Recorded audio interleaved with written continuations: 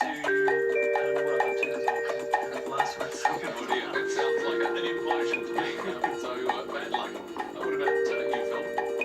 Good word, implosion. That's where I'm afraid. Well, Lily, neither Leif nor Phil could come up with anything at all for this one. Is this a particularly difficult one? So if I try to apply the keep it simple stupid approach, I might not get this one this time. It's just more answer. Hello there, I'm Richard Morecroft, and welcome to Letters and Numbers, where we know there is nothing like coming up with the solution just in time. And there's every chance to do that as you play along with tonight's contestants. But firstly, she puts the elation into calculation. It's Lily Serna. Hi, Richard. Hello, Lily. Look, it's been great over recent nights getting some really useful practical tips from you on how to approach mathematical problems. But I look at a number in front of me, and I've got all these tips going around in my head. I just don't know where to start. You know, what's the first step? You should apply the KISS technique. Well, I'm very happy to do that. What does that involve exactly? It stands for Keep It Simple Stupid. Well, at least you got the right label for me. I think I might have to quiz you about that just a little bit later on. Thank you, Lily. Great to see you. And he also puts the laughter in our lexicon. David Astle. Hello, David. Now, I mean, speaking of techniques, you keep coming up with sevens, eights, and the occasional nine when we're looking at our words. When people at home are playing and trying to find that long word, what are some of the best approaches that they can take?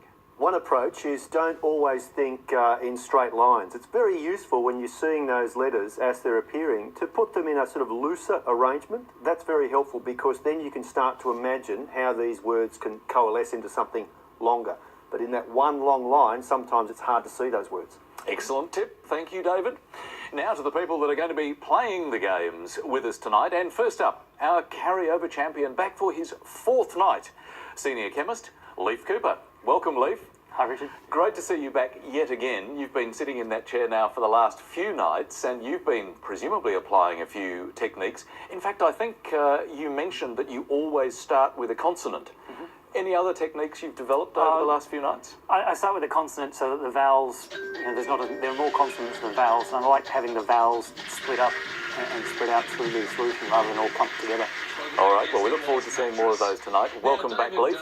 And ready to challenge Leif is Phil Moore, an IT manager who has lived on 3 different continents. Welcome, Phil. Thank you, Richard. Very nice to see you here. 3 different continents, so you've moved around quite a bit.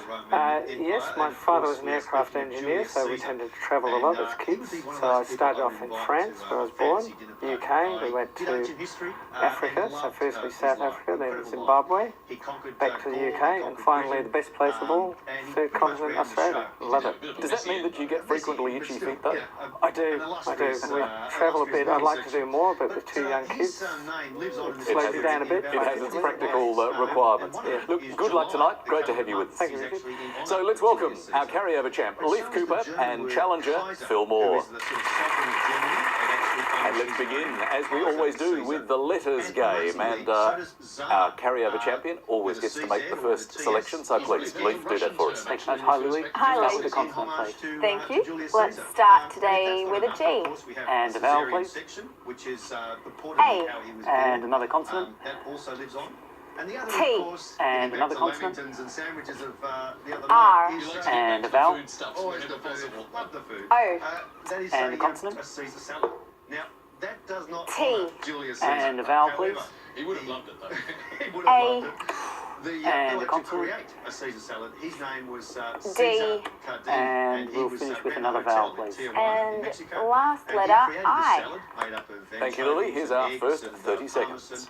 Lettuce and croutons. You could argue that he actually, it's also in honour of Julius Caesar. So I'm sure Mr. Caesar Carnini, a little chef in Mexico, was named after the great Julius Caesar.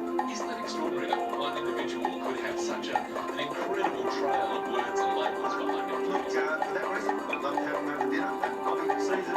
Soon with Caesar salad. Beautiful work, thank you, David. Let's have a look at our scores. Phil is on 6, Leif is on 7. Only 1 point between them as we're moving. Well, Leif, you started with that reliable consonant, but how did you go after that? 5. And what about you, Phil? I got a 6. What was your word, Leif? Trait. Your 6? Adroit, A-D-R-O-I-T. And indeed it was, wasn't it, It David? speaks for itself. Beautiful play, Phil. In fact, adroit comes from the right. It was deemed that right people were more adroit than the sinister left. Or the gauche left. Or the gauche left, that's right. But I'm here to try and challenge that view. Well done, Phil. Great 6. And there's an 8 to be found here. And it applies to washing machines or stirrers, and that is agitator. A-G-I-T-A-T-O-R. Very nice one, David. So 6 points to start for Phil. Let's keep up the pace and move straight on to our second letters game. And this time, Phil, your selection. Can I start with a consonant, please? You can, thank you. Starting with K. And another consonant, please. S. And another, please. C. Vowel, please. E. And another vowel. O. Consonant, please. H. And another consonant. T. Another vowel. E. And finish with a consonant, thanks. And last letter T. Leif, And your time starts very now. consistent. Well, let's have yours first, Phil. Beres, B-E-R-E-T-S, And Leif. and Vesta. Vesta. Now, that's an interesting comparative, David. Yes, and possibly in hindsight, Barrows may have been safer. Let's check how many Vesta is on. Vesta, you are in luck here, Lee. I'm a little sort of jaw slack to see it, but here it is, Vesta, which is a fraudulent bookmaker, is Vesta. So congratulations, Barrows and Vesta, both good for 6. Well done, Phil. And, Well, Phil, after your first selection on the show, how many did you get? Just 6, I'm afraid. Oh, 6 is pretty good. Leif? 7. Thank you, Not as good as 7, but still pretty good. Let's have your 6 first, though, Phil. Socket. And Leif, your 7? Catches. Catches, David. A boating reference? A boating reference and a wonderful 7. It's essentially a two-masted rig and a two-masted craft, and believed to have come from the word catch, in other words, often used as a fishing vessel. A great 7. Well played, Leif. Thank you, David, and 7 points for Leif. Well, a couple of letters games under our belts, so it means it's time for our first numbers game for tonight. Now, Leif, Lily has told me that I should be using the KISS, the Keep It Simple Stupid approach.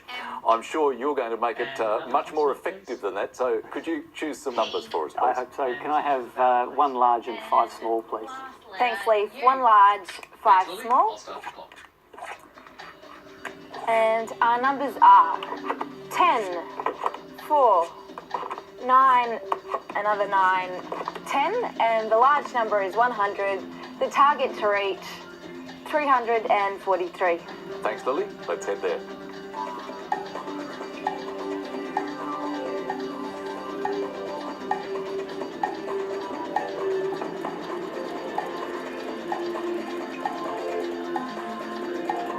Well, Leif, how many for you that time? 7. Very nice. And what about you, Phil?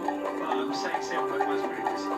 A risky 7. We love to hear those. So, Phil, go for it. What's your risky 7? I'm going to try spam A very contemporary reference. Leif? and pomades. Well, Leif, how close did you get? Great words both. I And got can tell you to... that, you'll I don't know get what I paid got to off. because I couldn't Congratulations, add up the last one. So I'm Stan. Oh dear, that sounds like an implosion to me. So, bad luck. Yes, What about pomades you, Phil? is the Good word, implosion. That's what happened to me. Nothing. Well, Fred? Well, Lily, neither Leif nor Phil could come up with anything at all for this one. Is this a particularly difficult one? This is very difficult. So if I tried to apply the keep it simple, stupid approach, I might not get very far with this one this time. It's a tough one. There was just not an answer to be had in that time. No score on that occasion for Leif or Phil. There is only 1 point between them at the moment. Phil is on 6, Leif is on 7, as we head into our first break and your first word mix for the night. It's rest, mast, and the clue, spring, foam, or water. Back after the break.